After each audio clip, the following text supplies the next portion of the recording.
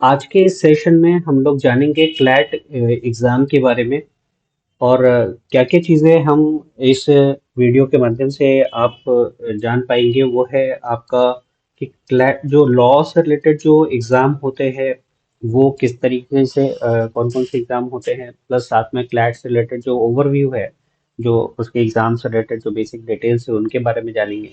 Eligibility क्या है? कोई अगर स्टूडेंट प्लान कर रहा है कि नहीं मुझे क्लैट का एग्ज़ाम देना है तो उसके लिए उसकी एलिजिबिलिटी क्या होगी ये हम लोग जानेंगे। साथ में एग्ज़ाम का पैटर्न क्या है, सिलेबस जो है उस पे सिलेबस क्या क्या है ये जानेंगे आप। क्वेश्चन का पैटर्न क्या है वो आप जानेंगे। साथ में जो यूनिवर्सिटीज़ है कौन कौन से अगर आप इस एग्ज़ाम को क्वालिफाई कर जाते हैं तो उसमें जो आपके नेशनल लॉ यूनिवर्सिटीज़ है वो कौन कौन से पार्टिसिपेटिंग यूनिवर्सिटीज़ है जिस पे जो है आपको क्लैट क्वालिफाई करने के बाद एडमिशन होता है। टॉप के जो है 5 एनएलयूज है उनको हम लोग जानेंगे और साथ में कौन कौन से करियर ऑप्शंस जब आप एक बार जो इसके थ्रू जो आप पढ़ाई कर लेंगे लॉ से रिलेटेड जब आप पढ़ाई करेंगे तो उसके बाद आपके सामने कौन कौन से करियर ऑप्शंस है।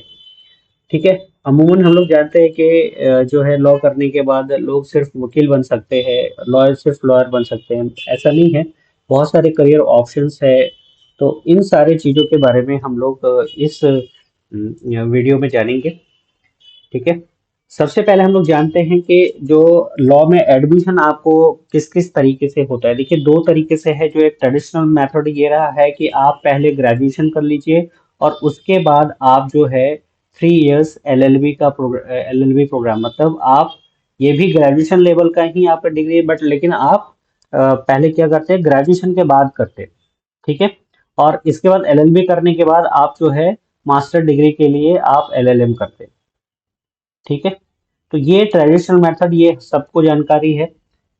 अभी क्या है आप ट्वेल्थ के साथ आपके पास इंटीग्रेटेड जो है लॉ से रिलेटेड जो कोर्सेज है जिसमें कि आप बीए के साथ एलएलबी के कोर्सेज कर सकते हैं या बीकॉम के साथ कर सकते हैं या फिर जो है आप बीबीए के साथ कर सकते हैं, बीएससी के साथ कर सकते हैं। इवन आपके बहुत सारे ऐसे लॉ स्कूल्स हैं जहां पर आप बीटेक के थ्रू भी आप एलएलबी के कोर्सेज कर सकते हैं। ठीक है। तो ये इंटीग्रेटेड प्रोग्राम है।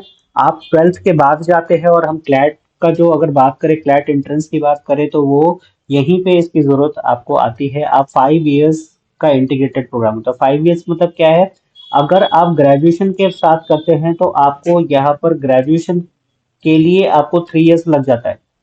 3 इयर्स आप ग्रेजुएशन करने में लगाते हैं और उसके बाद फिर आप जो है 3 इयर्स एलएलबी में लगाते हैं। तो टोटल जो आपको यहाँ पे लगता है वो 6 इयर्स। जो आप एक पुराने मेथड के थ्रू अगर आप जाते हैं ग्रेजुएशन करने के बाद अगर आप जाते हैं तो वहां पर आपके पास जो टोटल जो ईयर्स आपको लग रहा होता है वो 6 इयर्स लग रहा होता है एलएलबी करने के लिए।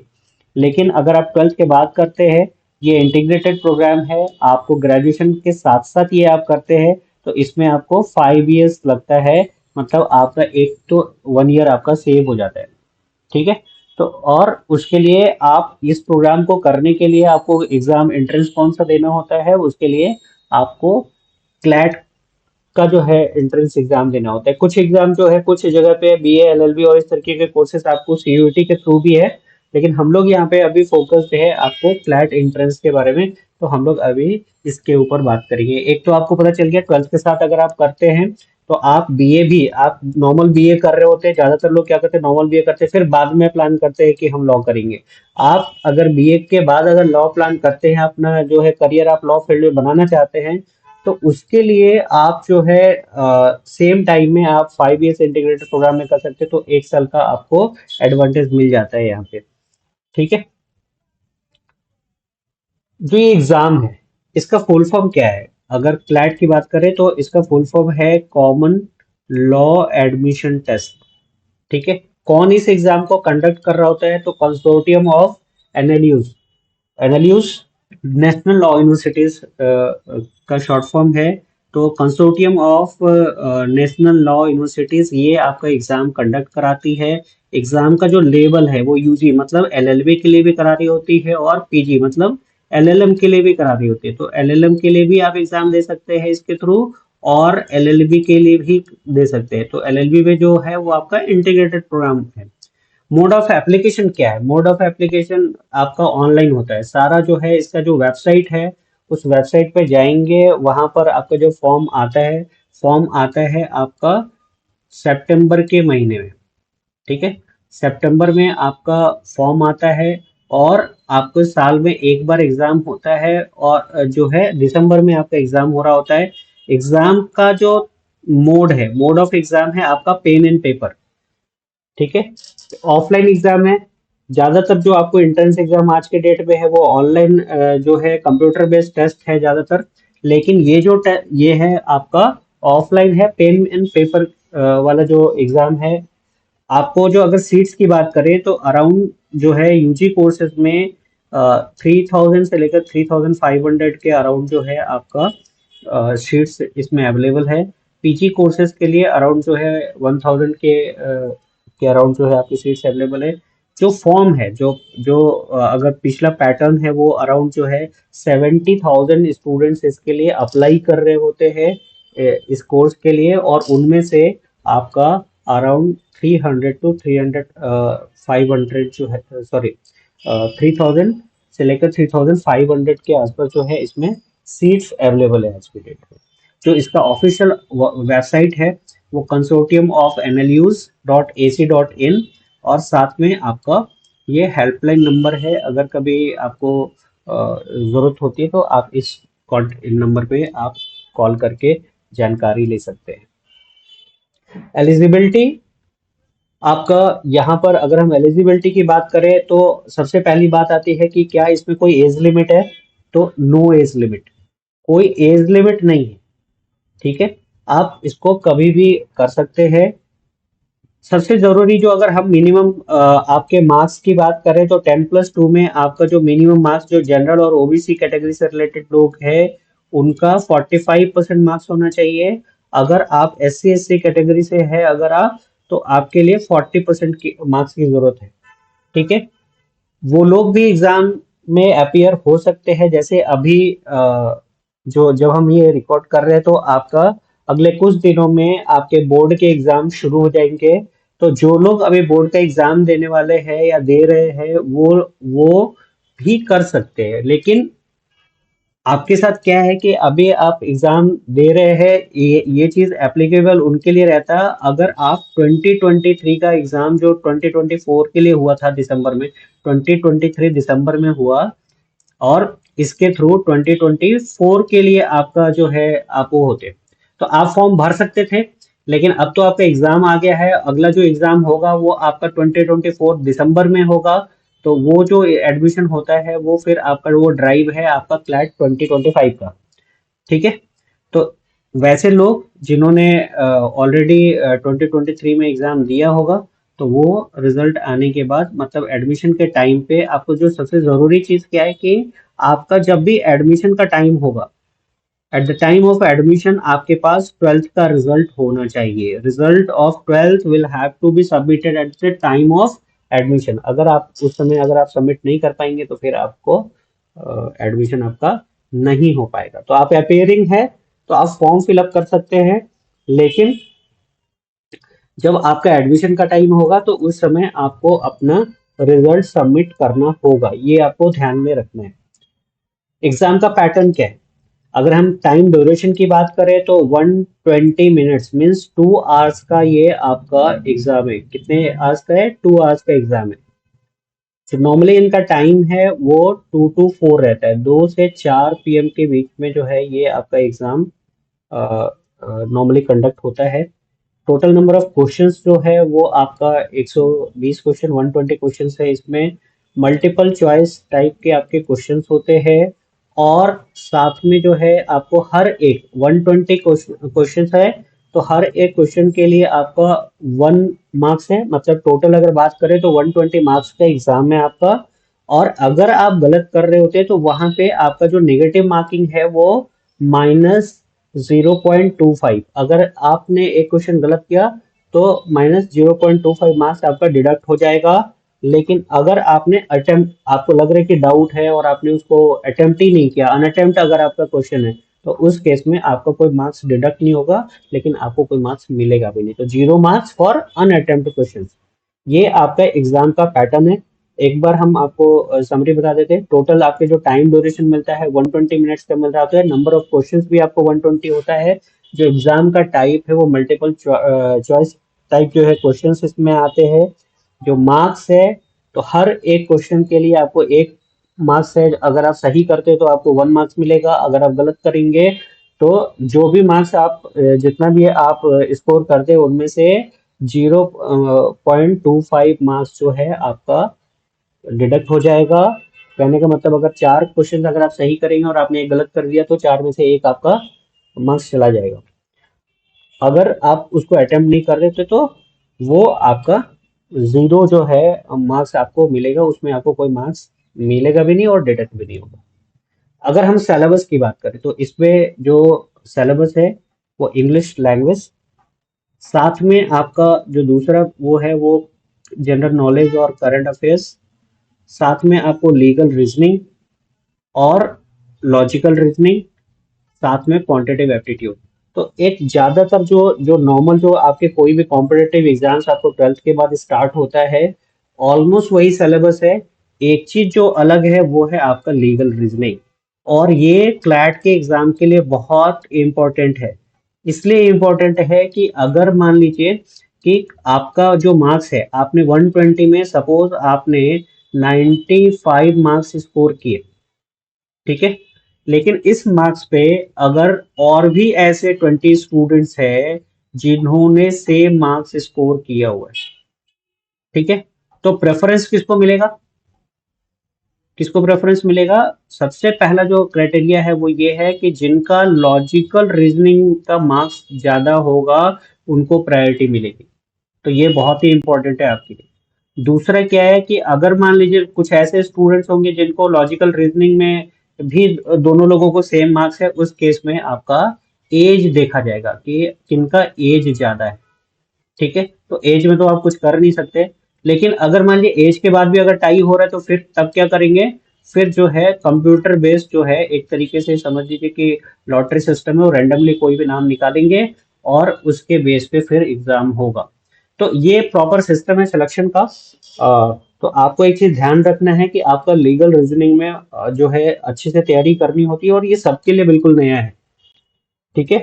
तो इस पेपर में के बेस पे जो है आपका सिलेक्शन डिपेंड होता है, जब भी कभी टाई वाले केस आते हैं उसमें।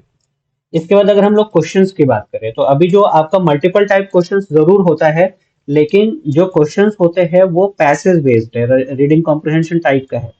तो आपको हर एक जो क्वेश्चंस आएंगे वो पैसेज टाइप का होगा। आपको 450 वर्ड्स का के अराउंड का जो है आपको एक पैसेज मिलेगा, और उन पैसेज से पे आपको 5 क्वेश्चंस दिए रहेंगे।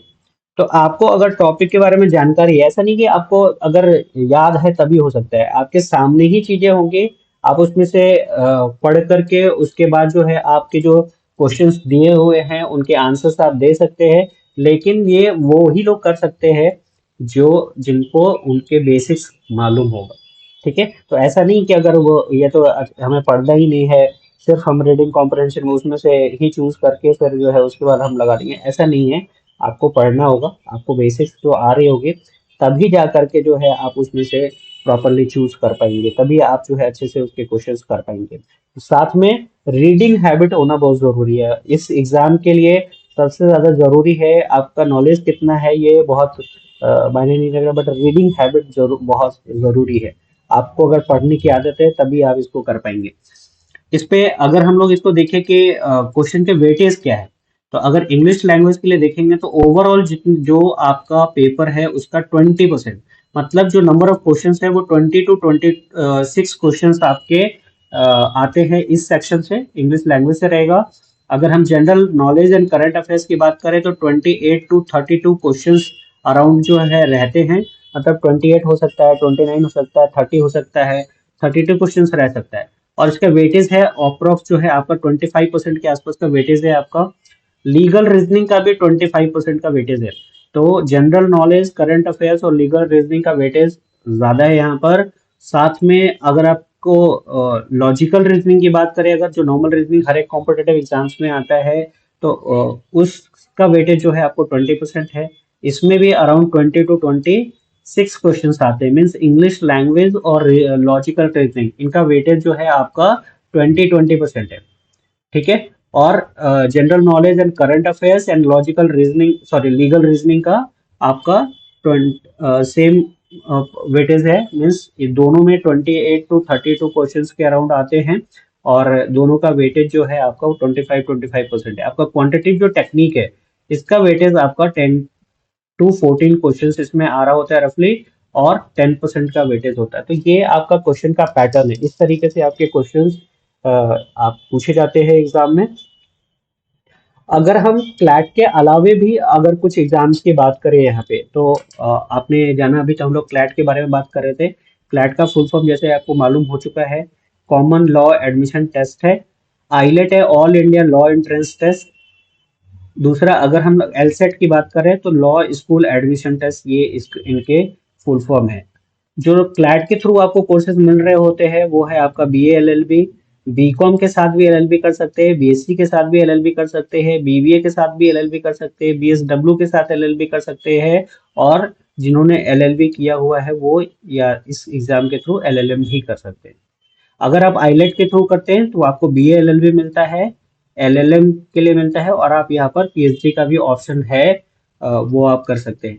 अगर एलसेट के थ्रू जाते हैं तो यहाँ पर आपको क्या मिलेगा, यहाँ पे बीए एलएलबी, बीबी एलएलबी, बीटेक एलएलबी भी मिल सकता है। मतलब बीटेक के साथ भी आप एलएलबी कर सकते हैं, बीएससी एलएलबी कर सकते हैं, बीकॉम कर सकते हैं, और एलएलबी जो है आपको 3 इयर्स ग्रेजुएशन के बाद भी आप इसके थ्रू कर सकते हैं।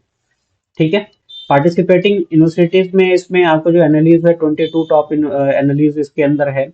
एनएलयू दिल्ली, ये दिल्ली आइलेट के अंदर जो है आपका जो एनएलयू दिल्ली है वो एग्जाम कराती है, all India law entrance test. तो ये है। और बाकी के जो, अगर आप एलसेट के थ्रू करते हैं तो 26 लॉ स्कूल्स आपको मिलता है, जहां पर आप एडमिशन ले सकते हैं। अगर फ्रीक्वेंसी ऑफ एग्जाम्स की बात करें, तो क्लैट वंस अ ईयर, अभी ये एक बार ही हो रहा है, पहले 2 बार होता था। और आईलेट भी एक बार होता है। अभी जो एलसेट है वो साल में 2 बार आप एग्जाम इसके लिए दे सकते हैं। क्वालिफिकेशन के बारे में हमने बात किया। नॉर्मल जो जनरल और ओबीसी के लिए है उनको 45% मार्क्स, और अगर आप S C S T category में हैं तो आपके लिए 40% मार्क्स जो है। ये तो नॉर्मली आपका ये परसेंटेज जो है, ये सारे जो है लॉ एंट्रेंस के लिए आपका वही है। ठीक है। 40% किसके लिए है, अगर आप S C S T category से हैं। ठीक है। तो सेम मार्क्स आपको यहाँ पर भी आता है, और इसके लिए भी वही है। अगर कंपटीशन की बात करें तो क्लैट का जो है ये मॉडरेट है, क्योंकि इसमें सीट जो है आपका अराउंड जो है आपको 3500 के आसपास जो है सीट्स है यहाँ पे। और इसमें जो अप्रॉक्स जो लोग फॉर्म भरते हैं वो आपका 70,000 के आसपास करते हैं। यहाँ पर सीट्स बहुत ही लिमिटेड है। ये एक ही यूनिवर्सिटी इसके अंदर है आपका, वो है दिल्ली, और इसमें 200 सीट्स है। एलसेट में आपके नंबर ऑफ जो इंस्टीट्यूशंस ज़्यादा है, 26 लॉ लॉ स्कूल्स है इसके अंदर। तो आप जो है ये बाकी के कंपेयर में थोड़ा आसान है, और ये 2 बार आपको एग्जाम भी ले रही होती है। तो ये बेसिक जानकारी है आपका फ्लैट। और जो दूसरे लॉ से रिलेटेड जो एंट्रेंस एग्जामिनेशन है उनके बारे में, इनके अलावा भी आपको सीयूटी के थ्रू भी, जैसा हमने बताया आपको, जो है आप लॉ में बी एल एल बी और इस तरीके के कोर्सेज आप कर सकते हैं।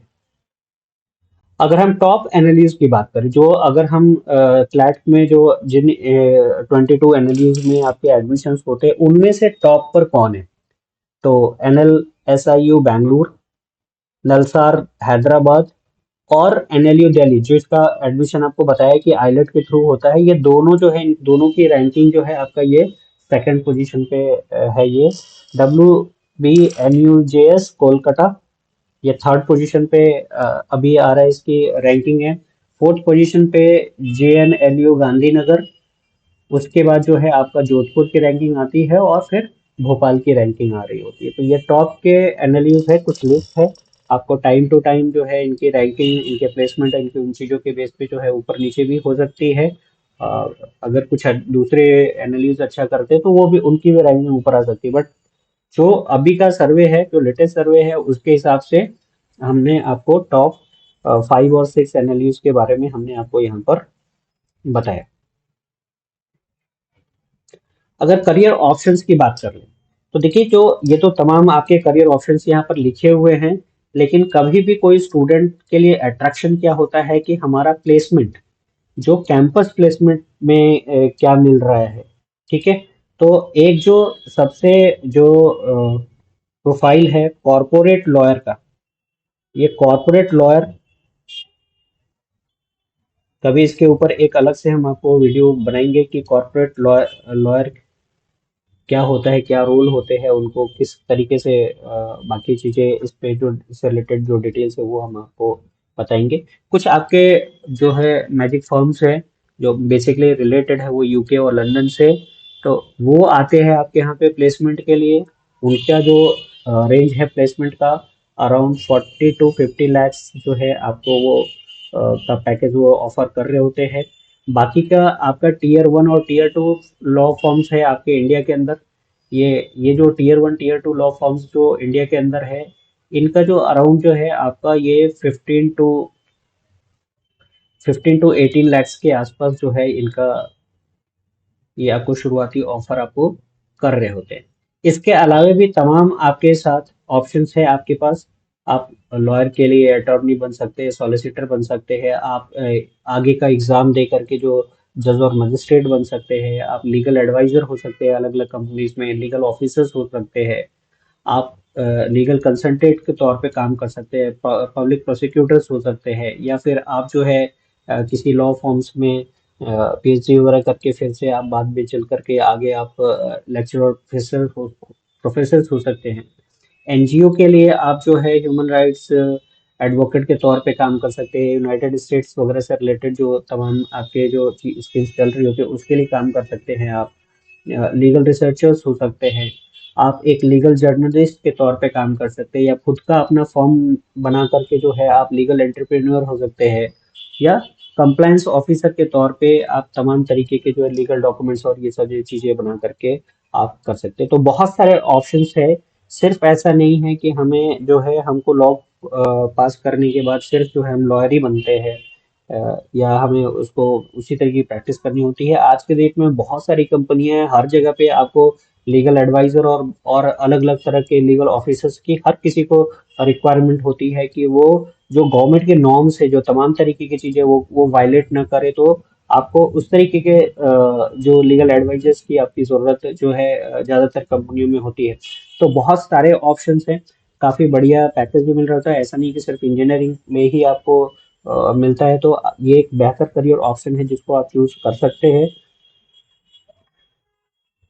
उम्मीद करते हैं कि आपको जो है अच्छा लगा होगा। बाकी अगर आप प्रिपरेशन के लिए, कि सर आपने ये सारा चीज़ बता तो दिया बट हम इसकी तैयारी कहाँ से करेंगे, तो अगर वाराणसी में आप है या वाराणसी आप आ सकते हैं तो आपके लिए हमारा जो एक सेंटर है CMO office land Kabir Nagar Durga कुंड वाराणसी में, नंबर्स भी आपको दिए हुए हैं, 8874387438, और दूसरा है 8874397439। इन पे कॉल करके आप पता कर सकते हैं।